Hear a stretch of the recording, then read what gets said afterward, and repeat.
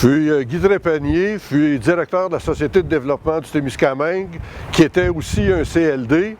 Je suis Alain Lapointe. Je travaille au C3S de Vaudreuil-Soulanges. Je suis préposé au service alimentaire. Mon nom est Shirley Dorismont. Je suis infirmière clinicienne en santé communautaire au C3S Jeanne-Mance.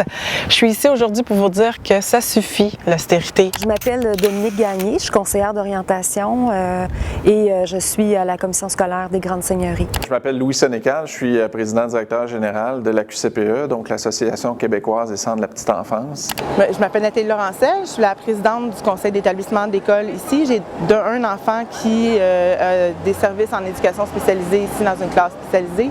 Je suis aussi maman de 2 autres enfants qui ont aussi un code EHDA.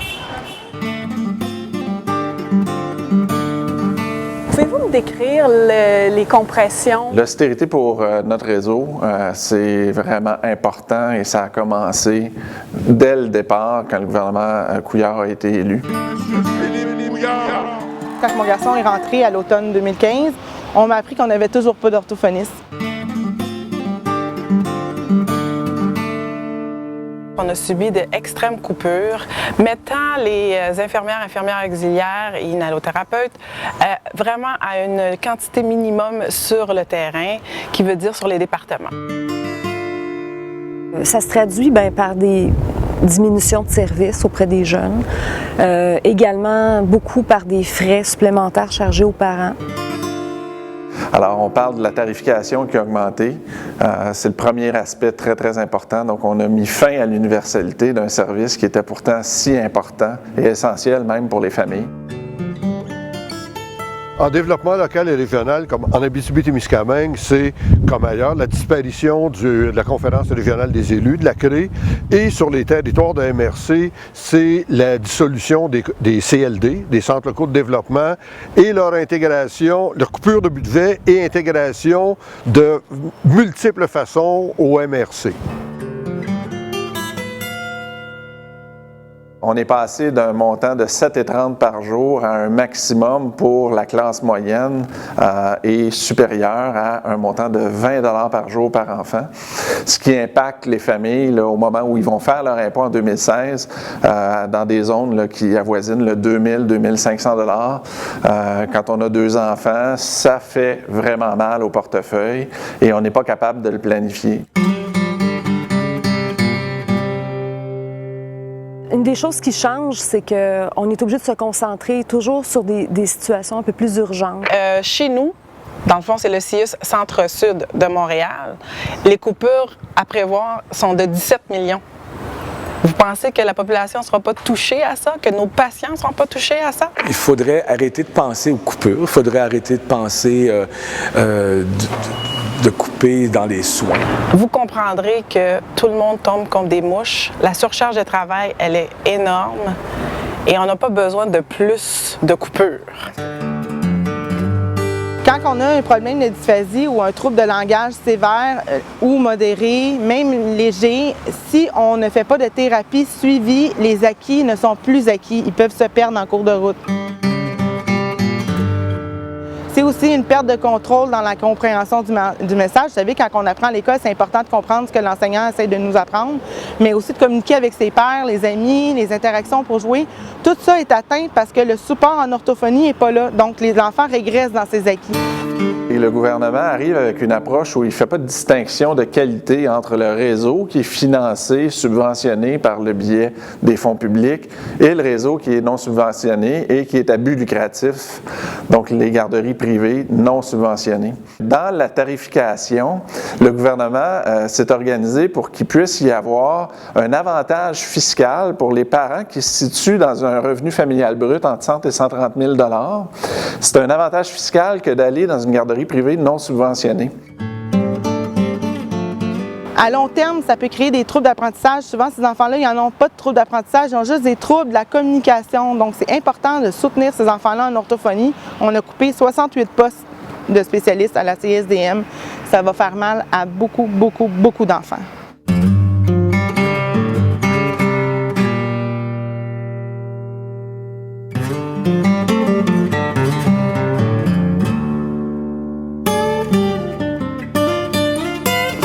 passe le plus en dessous du radar, et où on voit qu'il y a une préoccupation qui semble inexistante, là, c'est tout le travail de soutien aux entreprises, aux entrepreneurs, aux petites entreprises. On arrive avec la population des jeunes parents qui ont vraiment besoin en priorité du service de garde éducatif et on leur dit, on va prendre vos impôts, mais en plus, on va vous charger une taxe. Comment le gouvernement peut dire que les soins de qualité ne seront pas coupés? On est déjà au minimum. C'est tous ces centaines, et là, des centaines de brevets, des personnes du milieu qui, en bout de ligne, recréent et mettent en place ce que sera l'économie de nos territoires dans les prochaines années. Et ça, il faut l'inventer. Le gouvernement Couillard dit régulièrement les compressions se font dans l'administration, on n'affecte pas le service à la population. C'est totalement faux. Écoutez, c'est pas vrai. C'est absolument faux. C'est de plus en plus difficile.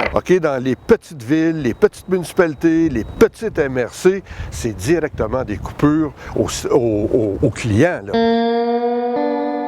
Eux, tout ce qu'ils ont fait, c'est qu'ils ont regardé une grille Excel sans prendre en considération les besoins des enfants.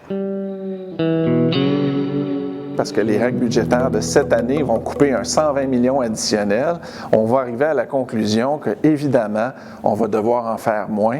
Et c'est à notre corps défendant. Vous voyez, j'ai une résistance à répondre, là, parce que je ne veux pas y croire qu'on est rendu là.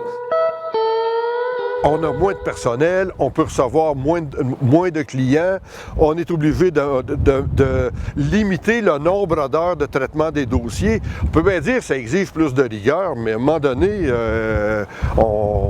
faut pas avoir de pensée magique, là, tu sais. Et là, la marge de manœuvre est inexistante. Et dans un CPE, il n'y a pas une panoplie de bureaucratie et de personnes qui travaillent en gestion. Vous avez une directrice générale. Pour un élève, moins de services, ça veut dire moins de chances de réussir, moins de chances de diplômer, moins de chances aussi d'avoir un emploi qui est intéressant, qui est payant. Est-ce qu'il y a moyen de couper dans la bureaucratie, dans les éléments qui n'ont pas de valeur ajoutée au niveau des services? Bien, je vais vous répondre franchement, il y en a de moins en moins et dans certains cas, il n'y en a plus du tout.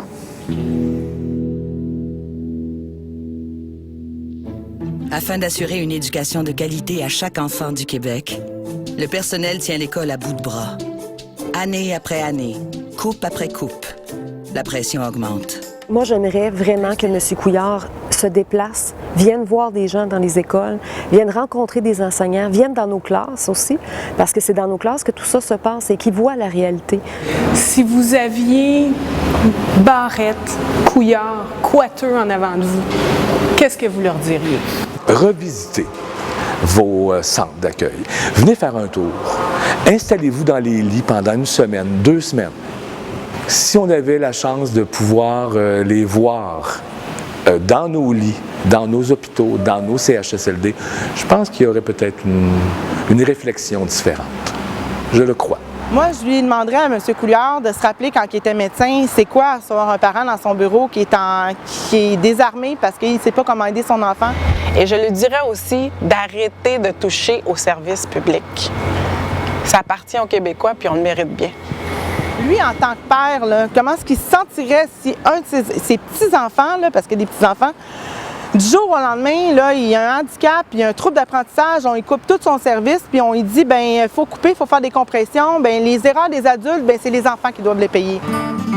Donc là, on est en train de saboter l'avenir collectif d'une société. L'éducation, c'est l'avenir de notre société.